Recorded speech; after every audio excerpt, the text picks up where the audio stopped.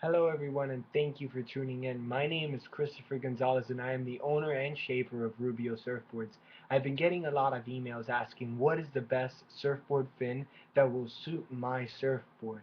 There are millions upon thousands of different styles and different fins and different fin shapers and manufacturers all around the world. This is gonna be a two-part episode. Today I'm gonna be going over the basics, and I'm actually gonna show you kind of how I deal with fins. Now keep in mind that no fin is perfect. Um, there is no such thing as the perfect fin, but there is something such as like the perfect ride or the perfect uh, fin for your board or your style of riding. And again, if you want to check out a little bit more, just go to rubiosurfboards.com and we'll have, or rubiosurfboards.org, and we'll kind of have this video and writing so you can kind of check it out. Today I have a Hawaiian Pro Design 6.75-inch fin, and I kind of like to think about a fin as a three-part problem. We got the base, which is right down here, the base of the fin, which is the length from here to here. Okay, you have your length of the fin, which is from the base all the way to the tip of the fin, and then you have your sweep or your rake I mean, I like to call it the rake of the actual fin. Normally they use that terminology more for longboard fins. So let me kind of break it down for you. Let's start off with the base, which is the easiest thing to kind of you know kind of understand.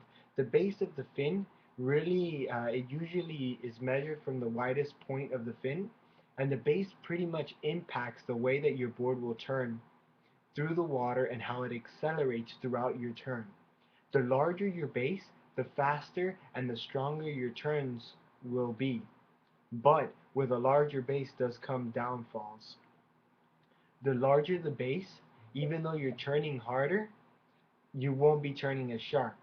So if that's what you're looking for, this would not be the right fin for you.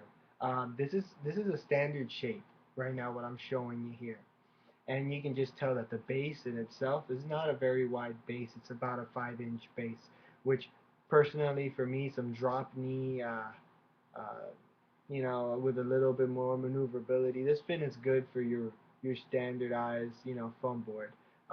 Even some long boards, you know, but that goes with rider preference. Now we can definitely check out the height of the fin. That would be the next easiest thing to look at. The height of the fin actually is measured, like I said before, from right here, from the base of the board, all the way to the tip of the tallest point of the fin. And this is basically how far it sits in the water. The height really affects the board by gripping into the water. As the fin is actually going through the actual water, it's pretty much holding in all the water. Okay, it holds through your turns better. Kind of a better way of saying it would be the height affects the board by gripping the water throughout a turn, and the taller the fin, the more the grip. Uh, so the taller the fin, the more the grip within the water throughout your turns, throughout the holds, the better. Uh, I mean, the easiest way for me to understand it is the larger the fin, the more the grip. The smaller the fin, the less grip that you have. While shorter fins don't grip as well as the larger fins do, they do allow like to kick the tail out, to slide out, to really hit that lip. I mean, you can hit the lip hard with a large fin, but if you're looking for that slide out feeling, you're not going to be using, a 7-inch fin. It's kind of unheard of. You'll be using smaller sets of fins, and fins come in different sizes, different shapes, and different materials, and that's why you're here, looking at this video right now. Obviously, we're not in my office, so I'm just making this real quick before I leave on vacation. So you have something to look at. All right. So the third part, and I think is the hardest part of the fin, and how do you choose it? Because the base and the height are pretty self-explanatory. But what you got is a nice rake here. Okay, nice rake coming along the side. On the rake itself, what I recommend. Okay, this is from my riding style and my preferences, and this is kind of like the most complicated part of the fin.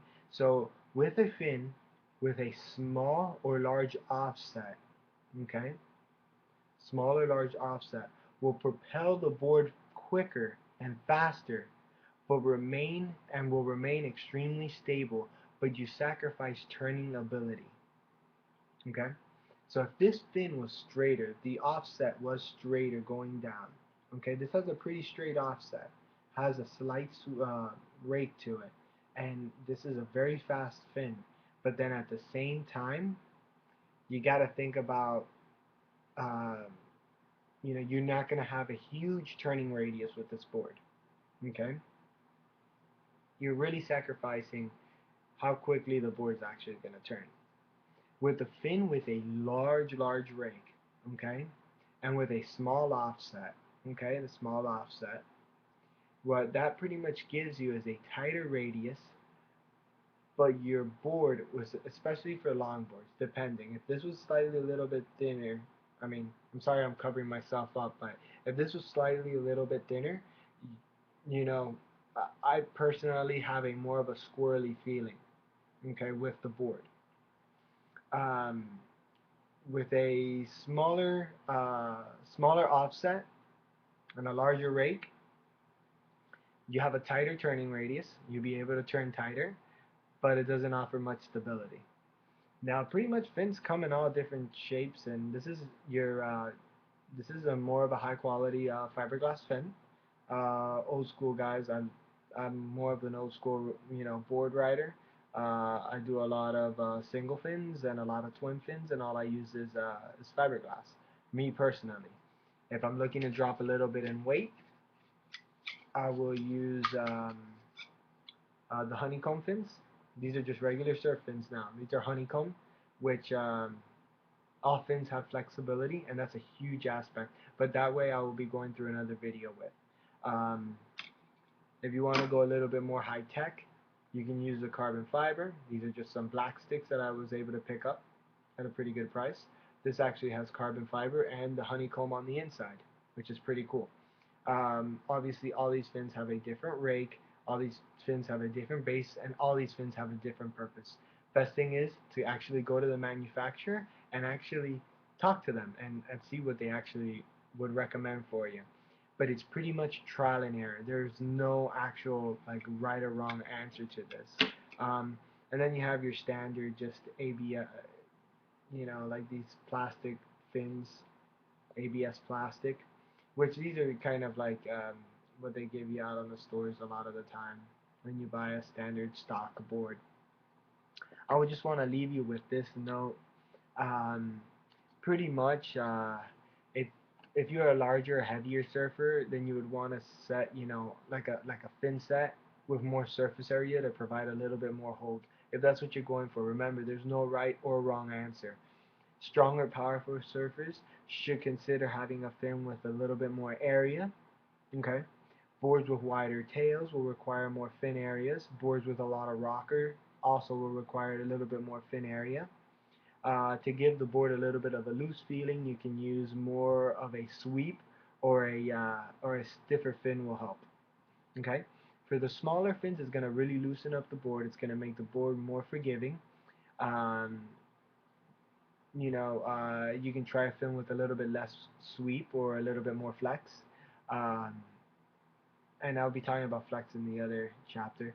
And boards with thicker rails will require less fin areas, and boards with deep channels, since all that water is actually channeling through, and it holds a little bit more.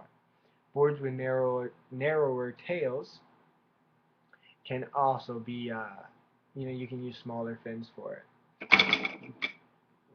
Sorry about that. So pretty much, um, just go out, experiment, try different things, and check out rubiosurfboards.com. And feel free to give me a call or or check out our website. We do make custom fins as well. And again, my website is rubiosurfboards.com, or if not, check out rubiosurfboards.org. We have everything that you need, from stand-up paddle boards to retro twin fins. Thank you so much. Again, my name is Christopher Gonzalez, and thank you so much for checking this video out. Keep your eyes on the horizon, and happy surfing.